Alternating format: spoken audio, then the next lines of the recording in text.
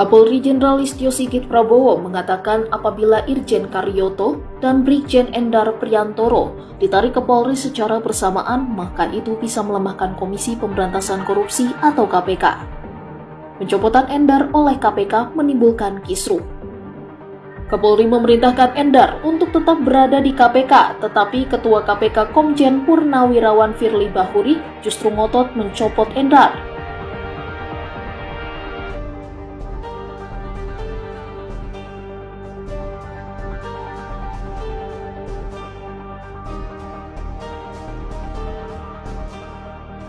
Sementara Irjen Karyoto yang sebelumnya menjabat sebagai Deputi Penindakan KPK sudah kembali ke Polri dan mendapat promosi sebagai Kapolda Metro Jaya. Sigit menegaskan Polri terus berkomitmen untuk memperkuat pemberantasan praktik korupsi di Indonesia. Menurut dia, Polri sampai sekarang mendorong penguatan terhadap KPK yang memiliki tugas khusus dalam memberantas korupsi. Adapun Sigit memastikan Polri menghormati dan taat asas terhadap seluruh aturan yang berlaku terkait personel-personel kepolisian yang melakukan penugasan di luar struktur kementerian dan lembaga termasuk KPK. Lebih jauh, sebelum bertugas di KPK, Endar telah melakukan proses open bidding yang cukup berat dan ketat oleh pansel KPK.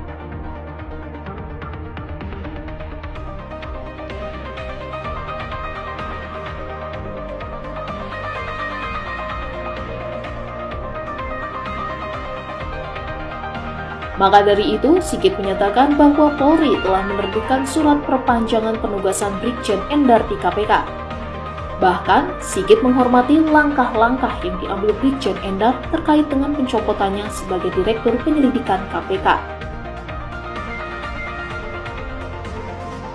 Nah, inilah yang kemudian menjadi penting kita harus lihat bahwa saya justru menduga inilah salah satu faktor yang paling utama yang membuat Firly Bahuri akan memaksakan kehendak akan mendepak Endar dari KPK. Kabar dokumen penyelidikan Tukin ESDM bocor beredar di jejaring sosial.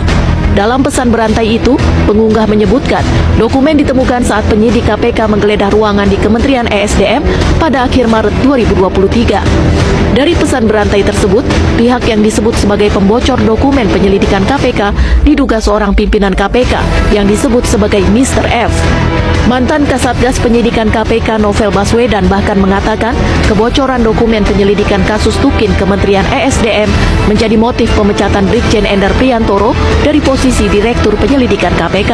Ada kaitannya dengan mengenai ditemukannya dokumen rahasia KPK di Kementerian ESDM yang itu diduga kuat berasalnya dari Firly Bahuri dan itu diketahui oleh Brigjen Endar.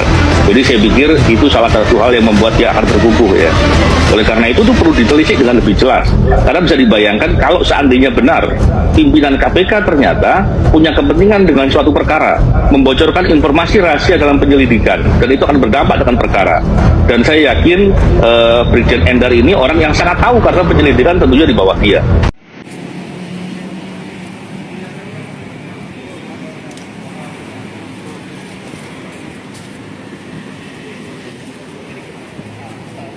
Tidak diperkenankan lagi untuk masuk karena akses Anda sendiri sudah dinonaktifkan. Itu seperti apa?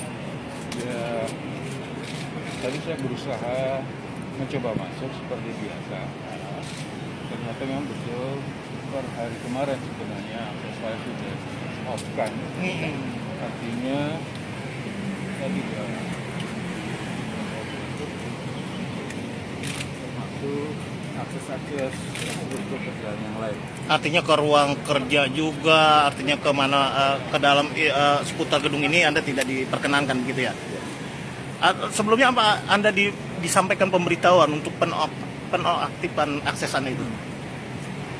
Hari terakhir masuk kerja kemarin kan hari Kamis ya. Saya diinfokan oleh Kabid Hukum bahwa hari ini akan dilakukan dan tadi saya masuk. Dan saya terminta out dan saya juga tadi konfirmasi ke Pak Kabiro Umum dan memang betul perintah pimpinan saya tidak diperkenan lagi masuk sebagai pegawai biasa. Artinya bahwa Anda sendiri saat ini sebenarnya tujuannya hanya ingin masuk dan mengambil barang Anda mungkin ya gitu atau seperti apa Pak? Ya bagi saya selama saya masih ada perintah dari pimpinan Polri dan masalah ini juga belum selesai secara hukum, menurut saya masih berhak untuk di sini. Oh gitu. Dan ini pun seandainya saya tidak masuk melalui akses ini, saya tetap akan melapor ke pimpinan bahwa saya tetap hadir di sini. Iya. Walaupun mungkin tidak masuk di ruangan ini, di gedung ini, ya tentu mungkin saya akan lebih fokus di Dewas. Di Dewas karena memang proses pengadilan Dewas yang masih berjalan. Artinya bahwa Anda hadir masuk hari ini karena perintah Kapolri tentunya ya? Ya, artinya saya masih menjalankan tugas dan saya masih merasa karena memang proses hukumnya masih berjalan. Oh, artinya masih status quo, masuk-masuk aja kerja seperti biasa begitu ya Pak? Oke, terima kasih Bapak. Oke, siap. Oleh karena itu, kita mendorong kali ini Dewan Pengawas untuk lebih objektif, untuk segera memeriksa Firly dan menjatuhkan sanksi pencopotan, pemberhentian secara tidak hormat karena telah melakukan pelanggaran etika dan pelanggaran pidana. Hidup rakyat Indonesia! Hidup rakyat Indonesia! Dan yang terakhir, kita minta aparat penegak hukum untuk segera menindaklanjuti laporan pelanggaran pidana yang dilakukan oleh saudara Firly melakukan pembocoran dokumen.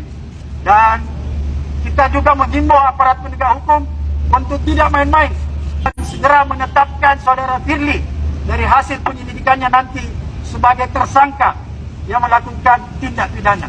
Ini memberi bukti sebetulnya bahwa undang-undang bermasalah iya, tetapi bahwa undang-undang tidak sepenuhnya melemahkan KPK, bahwa undang-undang regulasi tidak sepenuhnya membunuh KPK. Justru ancaman terbesar adalah pembusukan dari dalam. Yaitu dengan apa? Dengan memasukkan orang-orang bermasalah, dengan menjadikan pemimpin yang tidak punya integritas menjadi pimpinan KPK. Kalau sebelumnya biasanya kita dulu dalam cicak buaya 1, 2, 3 dan seterusnya itu adalah justru untuk mendukung KPK karena KPK sedang diserang oleh kekuatan-kekuatan yang koruptif, maka ironisnya hari ini kita justru hadir di KPK karena tipisnya kepercayaan kepada lembaga yang selama ini kita sayangi dan hormati.